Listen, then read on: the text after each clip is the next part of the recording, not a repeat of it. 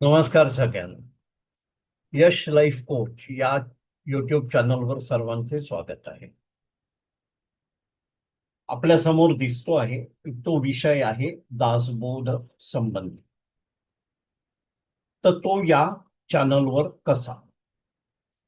आपल्याला माहिती आहे की आपण जीवन विषयक मार्गदर्शन किंवा संबोधन सातत्याने या चॅनलमधून करतो. त्याचप्रमाणे दासबोधामध्ये आपल्याला बऱ्याच गोष्टी उपलब्ध आहेत. दासबोध म्हणजे एक शास्त्रोक्त जीवन पद्धती खूप सोपी करून सांगितलेला ग्रंथ. त्यामध्ये 20 समास आहेत. प्रत्येक समासात दशक आहे. दशक म्हणजे 10 विषय. आणि आपण प्रत्येक भागामध्ये 5 विषय घेणार आहोत आणि 40 भागामध्ये हा सुटसुटीतपणे पुरा करणार. इथे आपल्याला अखंड दासबोध हा खूप सोप्या शब्दामध्ये ऐकायला मिळणार आहे. सर्व भाग पुरे झाल्यानंतर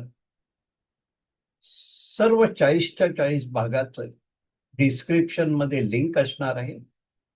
आणि आपल्याला मला सांगायला आवडेल की याचप्रमाणे आपण हिंदीतून पण दासबोध सादर करणार आहोत. चला तर आपण या कार्यक्रमात पुढे जाऊ.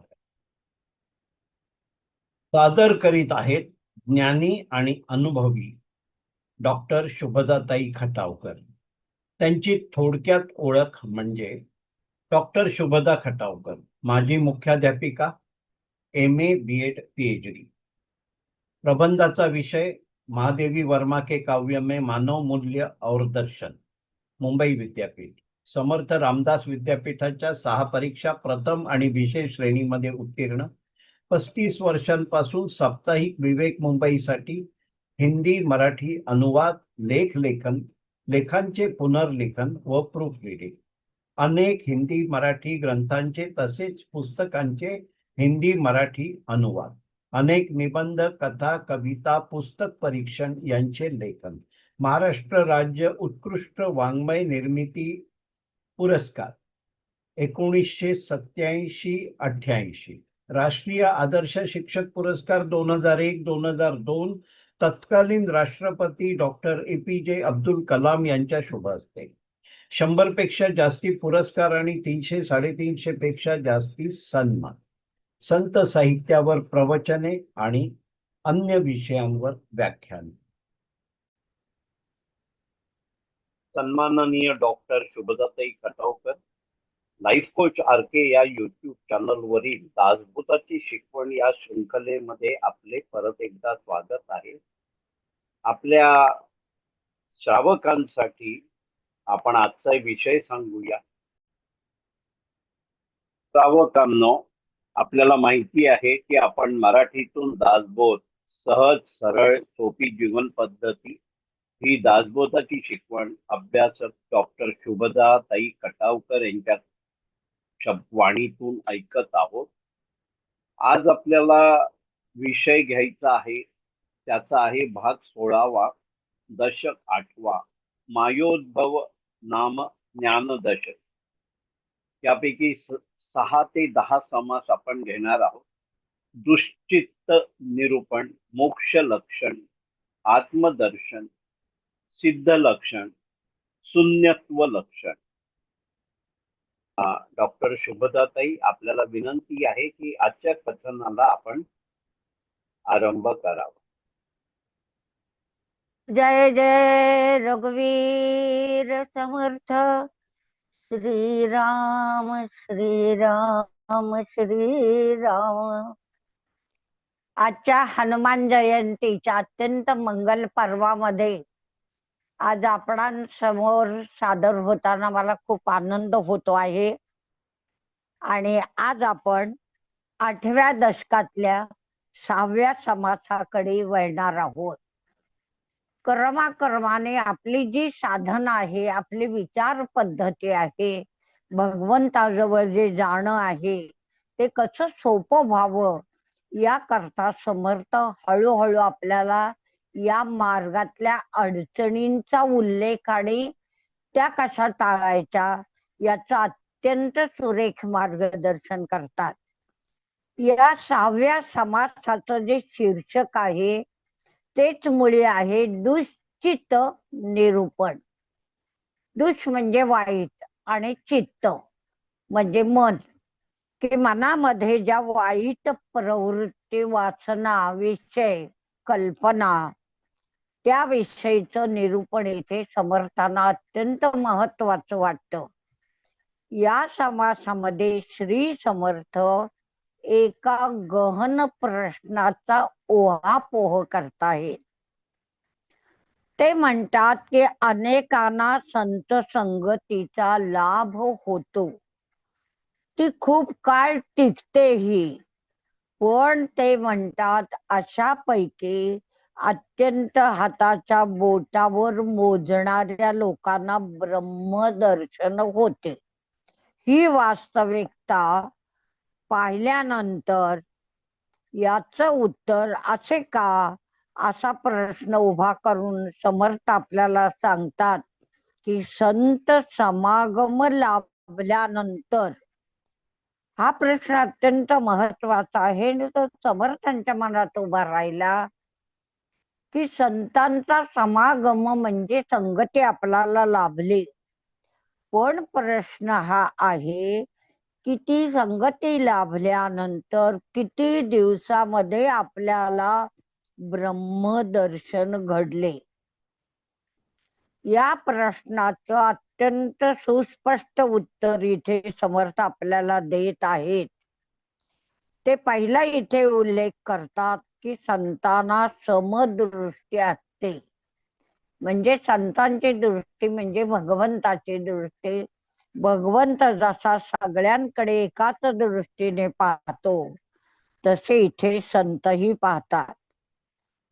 आपण स्वतः भोगीत असलेला ब्रह्मानंद, त्यांना असं वाटतं की अगदी उन्मुक्तपणे आपण समाजामध्ये उधळून टाकावा, पण अडचण काय असते याचा इथे समर्थ आपल्याला अत्यंत बारकाईने अभ्यास करून सांगतात की संत जरी तो आनंद उन्मुक्तपणे उधळायला तयार असले तरी तो स्वीकारण्याची आणि स्वीकारल्यानंतर पचवण्याची ताकद फारच थोड्यांमध्ये असते. ही वास्तविकता आपल्यालाही नाकारता येणार नाही. म्हणून या उणिमेमुळे संत समागम घडूनही ब्रह्मदर्शनाचे भाग्य सर्वांना प्राप्त होते असे नाही. यासाठी त्याला कोणती तयारी लागते याचं वर्णन बृहदारण्यक उपनिषदामध्ये याज्ञवल्कानी जनक राजाला सांगितलं आहे. याचाच अर्थ असा आहे की ब्रह्मदर्शन घडण्यासाठी माणसाला खूप प्रयत्न आणि सर्वात महत्वाची म्हणजे चित्ताची एकाग्रता साधावी लागते. अन्यथा जो एकाग्र चित्त नसून, म्हणजे समर्थ ते महत्वाची गोष्ट सांगतात की ज्याचं चित्त थाऱ्यावर नाही, एकाग्र नाही, त्याला व्यग्र चित्ती म्हणलेलं आहे आणि त्याच्या चित्ताला व्यग्र चित्त असं म्हणलेलं आहे. त्याच्या व्यग्र चित्ताला श्री समर्थ दुश्चितपणा म्हणतात. म्हणजे या समासाचं जे शीर्षक आहे ते या अर्थानं आहे की ज्या साधकाचं म्हणूया आपण मन थाऱ्यावर नाही, दुश्चित आहे, एकाग्र होऊ शकत नाही, तोच त्याच्या अंगी असलेला दुश्चितपणा. प्रयत्नशील नसणारा माणूस म्हणजे समर्थांच्या दृष्टीनं अत्यंत आळशी. दुसरी गोष्ट दुश्चितपणा आणि आळस, या दोन गोष्टी तर त्याच्याकडे आहेतच. पण ते म्हणतात त्याच्यामध्ये तिसऱ्या गोष्टीची भर घातली म्हणजे ती गोष्ट कोणती, तर निद्रा. आज आपण घरामध्ये आजूबाजूला बघतो की अखंड कितीतरी वेळ झोपणारी माणसं आहेत, त्याला लवकर जाग येत नाही. म्हणजे अंगी असलेला आळस, चित्ताची असलेली दुश्चित्तता आणि त्याला भर घालणारी निद्रा. समर्थ म्हणतात या तीन गोष्टी एकत्र आल्या की त्यामुळे माणसाच्या चित्ताला वृत्तीला भ्रम येतो. आणि मग या भ्रमातून आपल्याला वाचायचं असेल तर तात्पर्य आपण लक्षात घेतलं पाहिजे की जो परमार्थी माणूस आहे त्याचं चित्त एकत्र असून त्याचा त्याच्या इंद्रियांवर ताबा असतो. आणि सर्वात महत्वाचं म्हणजे त्याची निद्रा अत्यंत अल्प असते. 6 तास, 10 तास, 12 तास त्याला निद्रेची गरज नाही. असा माणूस सत्समागमामध्ये लवकर तयार होतो म्हणजे त्याची परमार्थाची तयारी लवकर होते. त्याची बुद्धी सूक्ष्म होऊन त्यांनी म्हणलेलं आहे की त्या सूक्ष्म बुद्धीवर एक पडदा असतो. म्हणजे घरातल्या वस्तू लपवण्याकरता किंवा दिसू नयेत म्हणून जसा आपण पडदा टाकतो तसा आपल्या वृत्तीवर सुद्धा एक सूक्ष्म पडदा आहे. तो पडदा फाडला पाहिजे, तेव्हा तो स्वस्वरूपाशी तदाकार होऊ शकतो. ही स्थिती आपल्याला प्राप्त व्हायची असेल आणि भगवंताकडे आपण खूप लवकरच्या प्रयत्नाने लवकरच्या काळामध्ये पोहोचावं, म्हणजे आपलं आत्मदर्शन, आत्मज्ञान परिपूर्ण व्हावं असं आपल्याला मनापासून वाटत असेल तर या समासाच्या अभ्यासाशिवाय, मननाशिवाय, चिंतनाशिवाय आपल्याला अन्य मार्ग नाही. ही शिकवण घेऊन आपण या समासाच्या या दशकाच्या पुढच्या समासामध्ये आपण जाणार आहोत की एकदा दुश्चित्तावरचा पडदा पाडला आणि आपल्याला आत्मदर्शनाचा मार्ग झाला की माणूस मोक्ष लक्षणाकडे वळतो. म्हणजे त्याच्या पुढच्या प्रगतीचा जो मार्ग आहे, जे दार आहे, ते खुलं होतं. माणूस मोक्ष या संकल्पनेचा विचार कसा करतो तर ते म्हणतात बद्धपणाच्या आधारावर.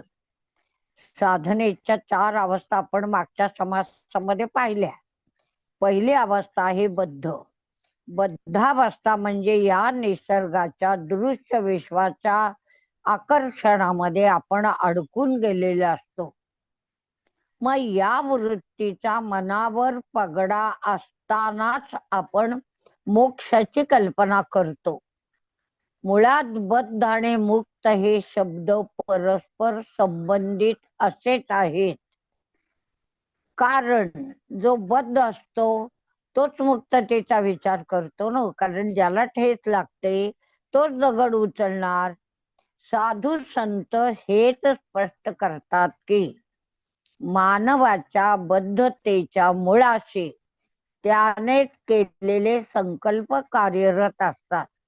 मी कसं जगावं याचं गणित मीच मांडलेलं असतं, त्यामुळे मी त्या गणितामध्ये अडकून पडते आणि हे अडकून पडणं म्हणजेच बद्धता होय.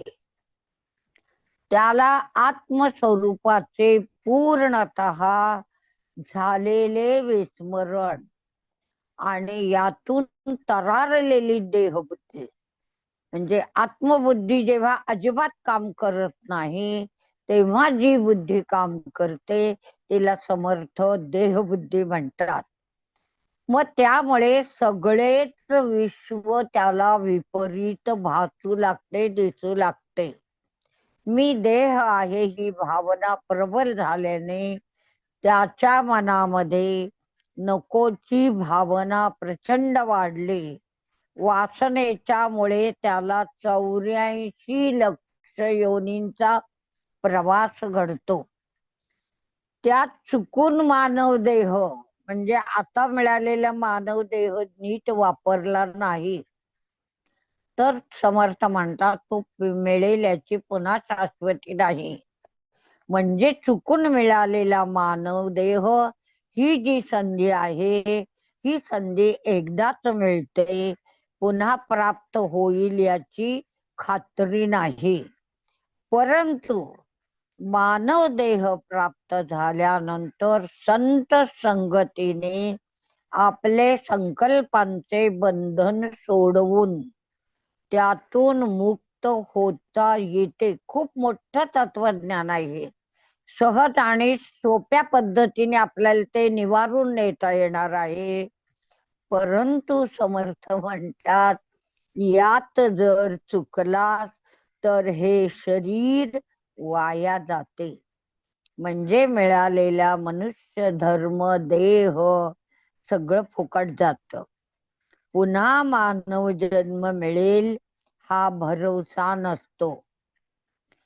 सत्समागमाने आपल्या अंतरात आत्मानात्म विवेक पावतो. मी देह मन बुद्धी अंतःकरण अहंकार नसून मी फक्त आत्माच आहे हे मूळ सत्य संत विवेक सामर्थ्याने पटवून देतात. आणि म्हणून आत्मस्वरूपाच्या अज्ञानाला निद्रा म्हणलेलं आहे. म्हणजे देहबुद्धीचं जे वर्चस्व आहे तेव्हा आत्मबुद्धीचं जे अज्ञान असतं त्याला समर्थाने अज्ञान निद्रा असं म्हटलेलं आहे. या निद्रेमध्ये मी देहच आहे हे स्वप्न पडतं. ते नष्ट करण्यासाठी ज्ञानमय जागेपणाची आवश्यकता आहे. ज्ञान हवं आपल्याला, पण कोणतं हवं? त्या आत्मबुद्धीच्या ज्ञानाचे. आणि नुसतं ज्ञान नाही तर जागृत अवस्थेची आवश्यकता आहे.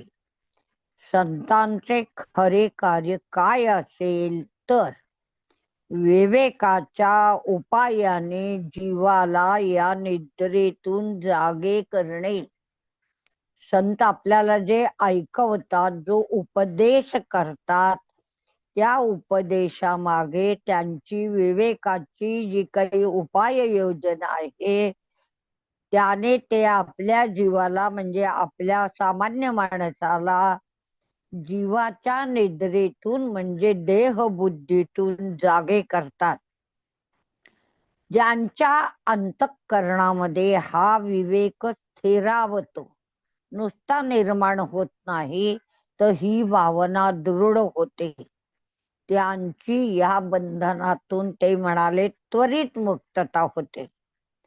अशी जी उज्ज्वल स्थिती आहे ती प्राप्त होण्यासाठी प्रत्येकाने संत समागमाने आपल्या अंतरी विवेकाचे सामर्थ्य जागृत करावे.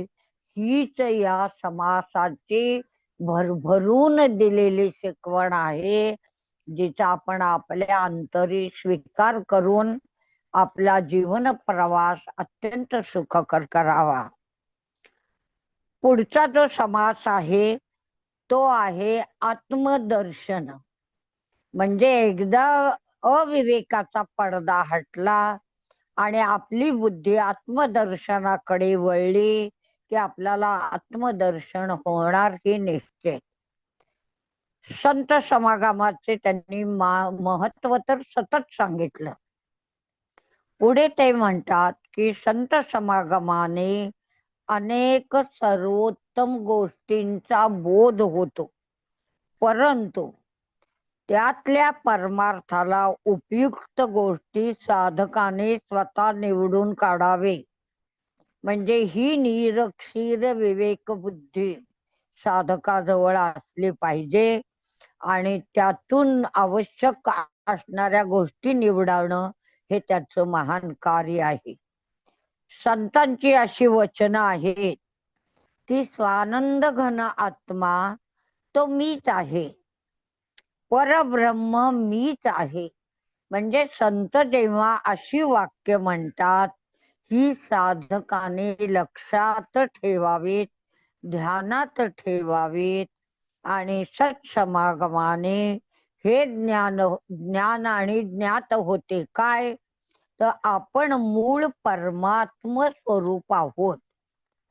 म्हणजे आपण देह नाही, ही बुद्धी त्याच्याकडे आल्यानंतर जे शाश्वत निराकार अनंत अपार व्यापक आहे आणि एवढं असूनही जे अनेकांमध्ये एकरस होऊन सर्वत्र भरून राहिलेले आहे, त्याचे स्वरूप ज्ञान करून घेणे आणि मी ही तोच आहे हा प्रत्यक्ष अनुभव घेणे, याला त्यांनी परमार्थाचा प्राण म्हटलेला आहे.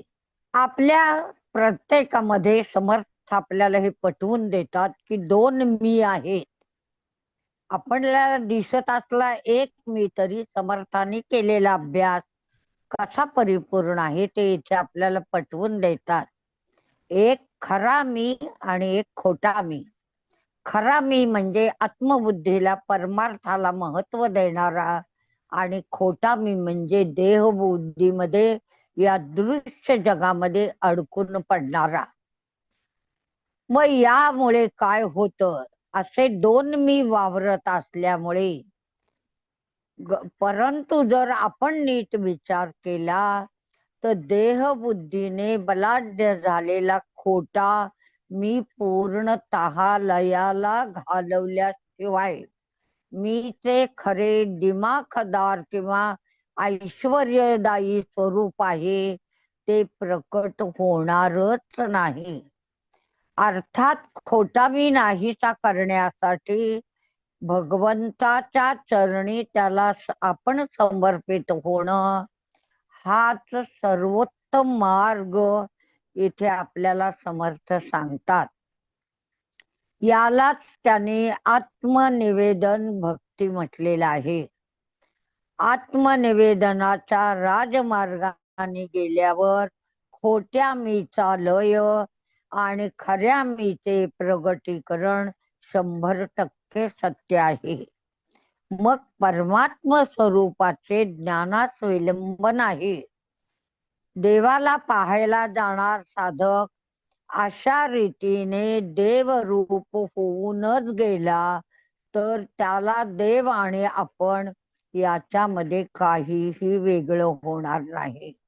आपल्याला माहित आहे की पावसाळ्यामध्ये छोटे छोटे जे ओहळ असतात ते ओहळ वाहतात म्हणजे वाहत नाहीत, तर ते नदीला बघायला जातात आणि जाता जाता ते नदीमध्ये समर्पित होतात आणि पुढे नदी समुद्रात समर्पित होते.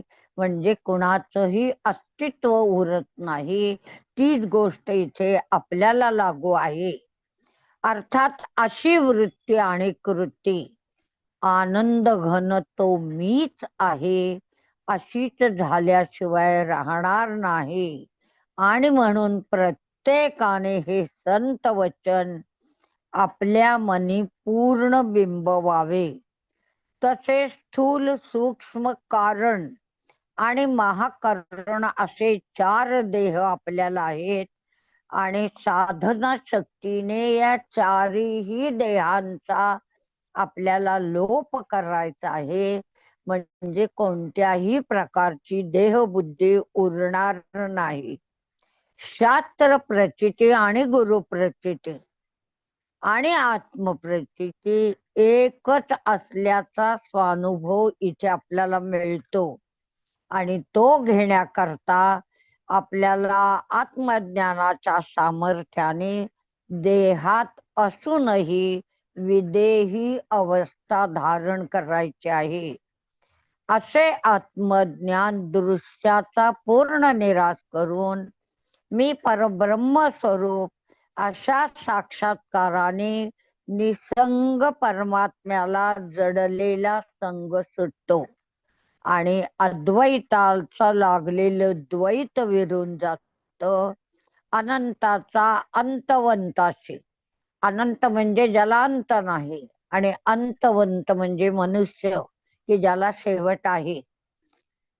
असा जुळलेला संघही तुटतो. अद्वैताला लागलेले द्वैत ही संपते. अशा तऱ्हेने उपाधी रूप सर्वच नाहीस होत आणि अखेरी केवळ आत्मरूप शिल्लक राहत. साधनावस्थेतील ही चरमावस्था समर्थांना इच्छित आहे की या पृथ्वी तलावरच्या प्रत्येक जीवाला प्राप्त व्हावे. त्यासाठी त्यानं मनापासून दासबोधाचा अभ्यास करावा, मनन चिंतन करावं आणि मिळालेल्या ज्ञानाचा काटेकोरपणे उपयोग करून आपलं जीवन आणि आपल्या बरोबर इतरांचं जीवन कृतार्थ कृतज्ञ करावं. ही 8व्या समासाची आपण शिकवण घेऊन पुढच्या 9व्या समासामध्ये आपण शिकणार आहोत सिद्ध लक्षण. म्हणजे एकदा ही अवस्था प्राप्त झाली की सिद्धावस्थाकडे कसे आपण वळतो याचा अभ्यास म्हणजे हा 9वा समास. आत्मस्वरूपाच्या अखंड चिंतनाने साधकाचे मन त्या स्वरूपानेच भरून जाते. म्हणजे एखाद्या भांड्यामध्ये आपण दूधच भरून ठेवलं तर त्या भांड्यात दुसरं काहीही भरता येत नाही. हा साधा सोपा आपला अनुभव आहे. म्हणून आपल्या अंतःकरणामध्ये ते म्हणतात फक्त स्वस्वरूप भरून ठेवा. मग अशा तऱ्हेने सूक्ष्म आत्मस्वरूपाच्या अनुसंधानात गुंतलेले मन त्या सूक्ष्माप्रमाणे सूक्ष्म बनते. हे वास्तव आहे. आणि पुढे काय घडते हे सांगताना ते म्हणतात ती जी अवस्था आपल्याला सूक्ष्मावस्था प्राप्त होते तिला साधनेच्या भाषेमध्ये उन्मनी अवस्था म्हणतात. म्हणजे मनाची उंची स्थिती, अत्यंत उच्च अशी स्थिती प्राप्त होते. उन्मनी अवस्थेत काय घडतं तर सारं द्वैत संपुष्टात येतं. विश्वातील सर्व दृश्यांमध्ये त्याला आत्मस्वरूपाचीच प्रचिती येते. म्हणजे किती परिवर्तन घडतं. अर्थात ही अवस्था म्हणजे साधकाचे अज्ञान नष्ट होऊन तो बसल्या जागी साक्षात ब्रह्मस्वरूप होतो. किती महत्वाच्या गोष्टी इथे आहेत आपल्याला ज्या बारकाईनं शिकायला पाहिजे. म्हणजे कुठे जंगलात जाऊन तपोवनात तप करण्याची गरज नाही. तुम्ही जिथे ज्या जागी जसे बसला आहात तिथे तुम्हाला ब्रह्मस्वरूप अवस्था प्राप्त होते. हा अनुभव म्हणजे देहबुद्धीचा नाश, म्हणजेच आत्मस्वरूपाचं ज्ञान, म्हणजेच परमात्म स्वरूपाचं ज्ञान. सर्व भूतमात्रांमध्ये स्वस्वरूपाची आत्मप्रचिती येते आणि येणार असं समर्थ आपल्याला आवर्जून सांगतात. सारांश काय तर सर्व भूतमात्रांचे ठाई एकच आत्मा समत्वाने वावरत असतो. या अनुभूतीच्या सामर्थ्यावर सदैव आरूढ होणारा पुरुष सिद्ध असतो. म्हणजे सिद्ध कुणाला म्हणायचं तर आत्मवत सर्व भूतेषु हे गीतेने सांगितलेले तत्व ज्याच्या जनी वनी मनी अष्टप्रहर कार्यरत असत त्याला सिद्ध म्हणावं. त्याची लक्षणे श्री समर्थांनी या समासामध्ये आवर्जून वर्जिले आहे. सिद्धाचे हे सिद्धपण म्हणजे त्याच्या सम आणि पवित्र म्हणजे त्याच्या जे काही चिंतन आहे किंवा त्याची वृत्ती आहे त्याला सिद्धपण म्हटलेलं आहे. म्हणजे काय तर त्याच्या सम आणि पवित्र अंतरंगाचे दर्शन होय. ही अवस्था अत्यंत अवर्णनीय सत्ता शब्दातीत आहे याचे सुंदर वर्णन पुन्हा ते आपल्याला आठवण करून देतात की बृहदारण्यक उपनिषदामध्ये आलं आहे. यासाठी स्वतः उत्तम साधकावस्थेला पोहोचणे, सिद्धाची अवस्था जाणणे या ईश्वरी कार्य आहे. हे भगवंतांनी माणसाला या ईश्वरी कार्यासाठी जन्माला घातलेला आहे आणि या ईश्वरी कार्याची पूर्तता होण्यासाठी सर्वांनी हा समास खर तर मनापासून शांत चित्तानं अभ्यासपूर्वक असा अभ्यासावा, त्याचं मनन चिंतन करावं आणि ही शिकवण घेऊन आपण आजच्या ज्या वक्तव्याचा इथे 10व्या समासामध्ये समारोप करणार आहोत त्याचं शीर्षक तर समर्थाने किती समर्थ दिलं. ते शीर्षक वाचल्यावर आपल्याला कळतं शून्यत्व निरूसन, म्हणजे शून्यही राहत नाही, त्याचीही अवस्था संपून जाते. या समासाचं समर्थ स्वतः म्हणतात की वैशिष्ट्य असं आहे की या समासामध्ये जो शून्यत्व निरसनाचा विषय मी मांडला आहे तो माझ्या चौफेर शतपैलू ज्ञानाचाच मी प्रत्यय दिला आहे आणि मला हे सांगायला अत्यंत आनंदाने अभिमान होतो की असं ज्ञान अन्य कोणत्याही ग्रंथामध्ये नाही, ते केवळ दासबोधामध्ये आहे. म्हणजे हा विषय इतर कोणत्याही ग्रंथामध्ये दुर्मिळ आहे. ते म्हणतात हा प्रपंच अनेकपणांचे संमिश्रण असल्याने येथे एकासारखे दुसरे नाही. हा आपण अनुभव घेतो की घरातली मुलं एकासारखी नाही, झाडाची पानं एकासारखी नाहीत, फुलं एकासारखी नाही, किंवा शेतात येणारी पिकं किंवा फळं ही सुद्धा एकसारखी नाहीत. म्हणजे इथे अनेकपणांचं संमिश्रण आहे, एक दुसऱ्यासारखा नाही. प्रत्येकाच्या भावना, वासना, विचार, मतांतरे, तत्वज्ञान येथे भिन्नत्व अनुभवास येते. हाच अनुभव आपल्याला उपनिषदाच्या रचनाकारांमध्ये आणि रचनांमध्ये प्रकर्षाने जाणवतो. तोच अनुभव महाभारत आणि श्रुतीमध्येही आपण अनुभवतो. यात एकाही ऋषीचे वचन प्रमाण मानता येत नाही.